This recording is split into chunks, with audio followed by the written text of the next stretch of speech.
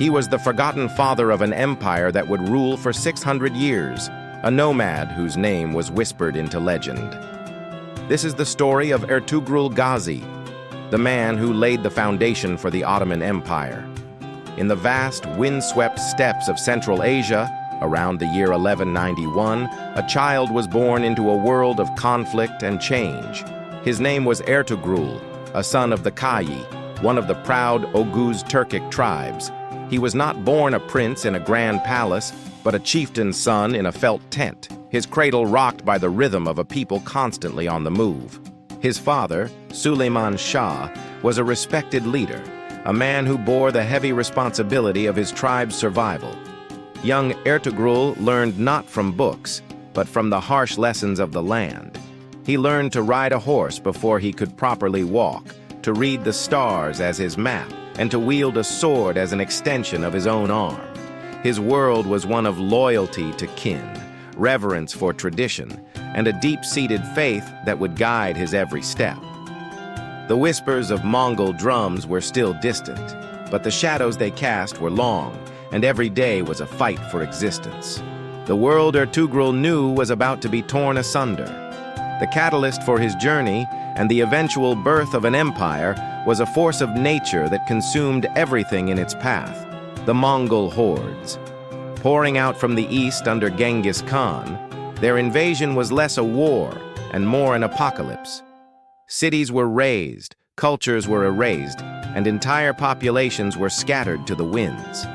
The Kayi tribe, like countless others, was faced with a stark choice: submit and be assimilated, or flee and preserve their identity. Under Suleyman Shah's leadership, they chose the latter. This was not a retreat. It was a desperate migration for survival.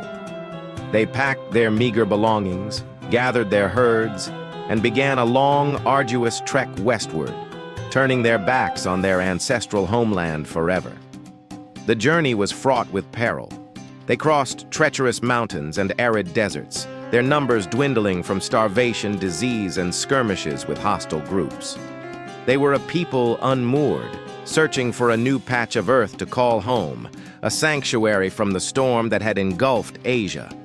Their flight eventually brought them to the volatile frontiers of Anatolia, a land caught between the declining power of the Seljuk Sultanate of Rum and the ambitions of the Byzantine Empire. The journey west took its final, tragic toll on their leader.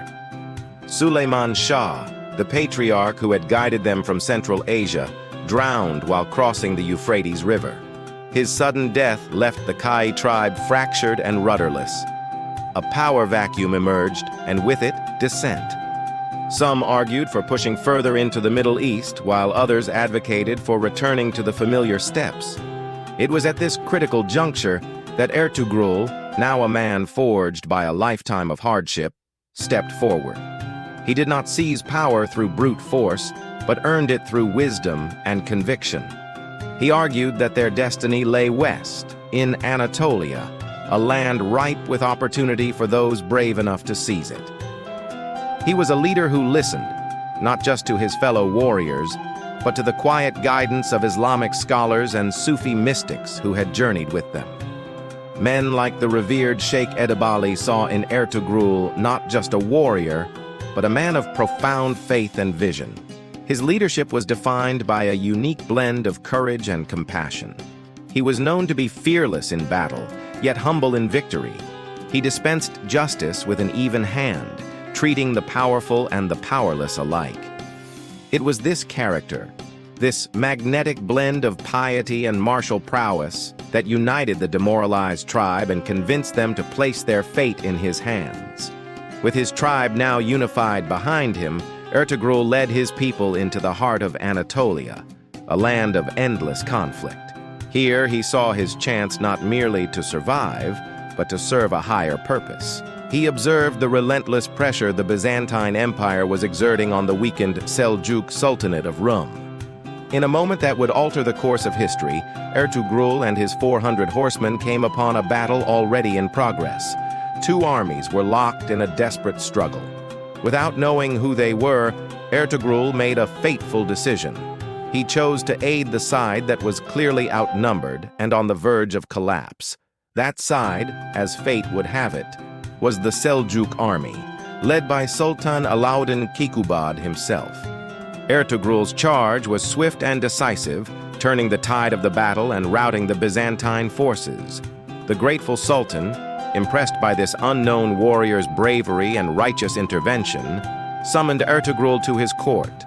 As a reward for his valor and a sign of their new alliance, Sultan Alauddin granted Ertugrul a small strategic piece of land on the very frontier with the Byzantine Empire.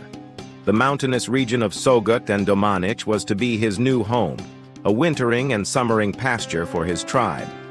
It was a humble reward, but for Ertugrul, it was everything. It was the first piece of earth his people could truly call their own.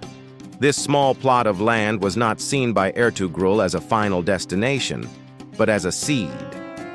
In Söğüt, he began to establish more than just a camp.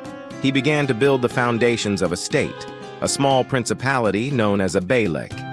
This was not a land of conquest for its own sake, but a sanctuary governed by the principles of his faith. He established a system of governance rooted in Islamic law, ensuring justice and security for all who lived under his protection, whether they were his own Turkish tribesmen, local Greek peasants, or other refugees. He invited scholars and artisans, fostering an environment of education and cultural growth.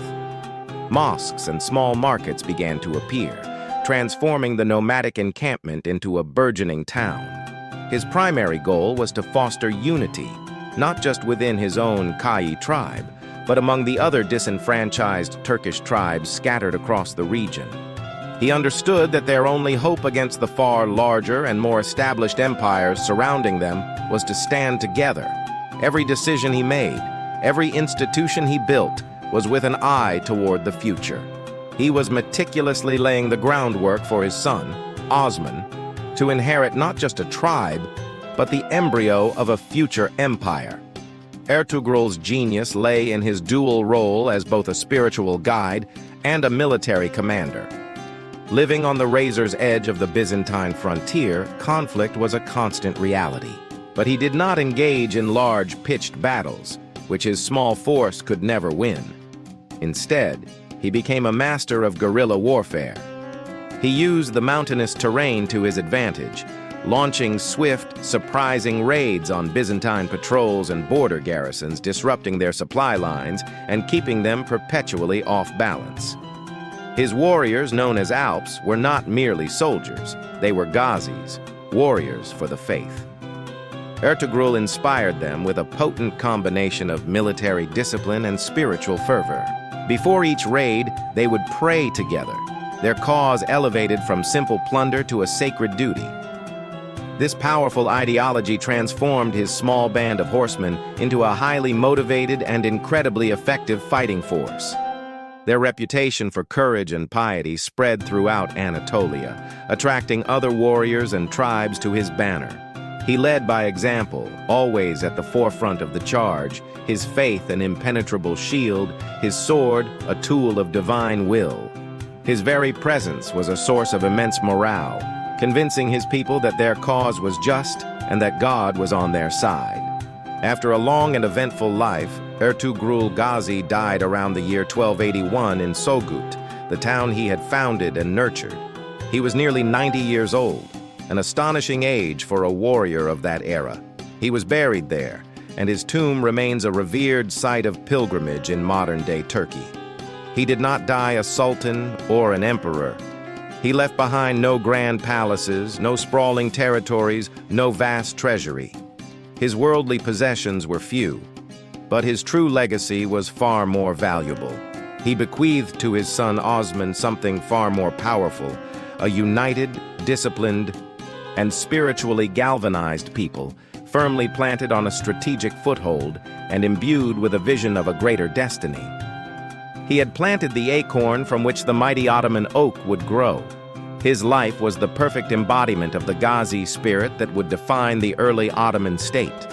This was an ideal that combined the nomadic warrior traditions of the Central Asian steppes with the missionary zeal of frontier Islam.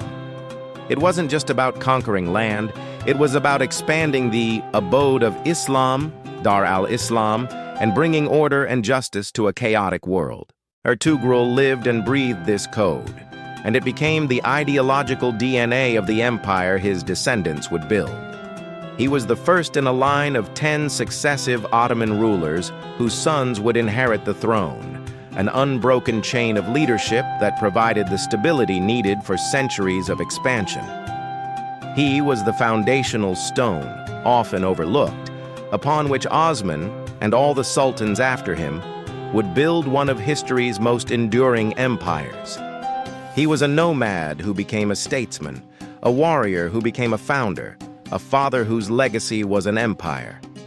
The dream he forged in the mountains of Anatolia would outlive him by 6 centuries, a testament to the man who laid it all on the line for a future he would never see. But what if the very story of his father's death, the event that propelled him to leadership, was not what it seemed? What if the crossing of the Euphrates held a different, more complicated truth?